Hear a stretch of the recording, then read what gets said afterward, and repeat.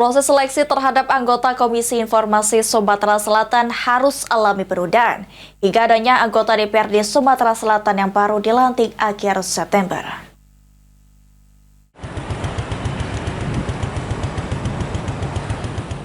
Penundaan proses seleksi anggota Komisi Informasi Sumatera Selatan dibenarkan oleh Ketua DPRD Sumsel Anita Nuringhati. Menurut Anita, penundaan seleksi terjadi karena saat ini Komisi 1 DPRD Sumsel bertugas melakukan proses seleksi, sedang melakukan sejumlah pembahasan anggaran pemerintah Provinsi Sumatera Selatan.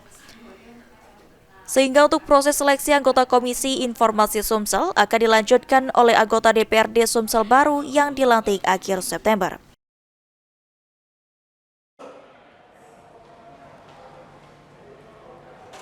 Batasan waktu, kami dari bulan Agustus sampai di bulan September ini membahas APBD perubahan dan induk, di mana tanggal 13 nanti baru selesai dan kita sudah ada program, di 18 ada program 20, jadi saya akan limpahkan di periode yang akan datang. Diketahui untuk jabatan anggota Komisi Informasi Sumsel telah berakhir sejak 14 Mei lalu, sehingga saat ini untuk posisi anggota Komisi Informasi Sumsel alami kekosongan. Firman Hidayat, PAL TV.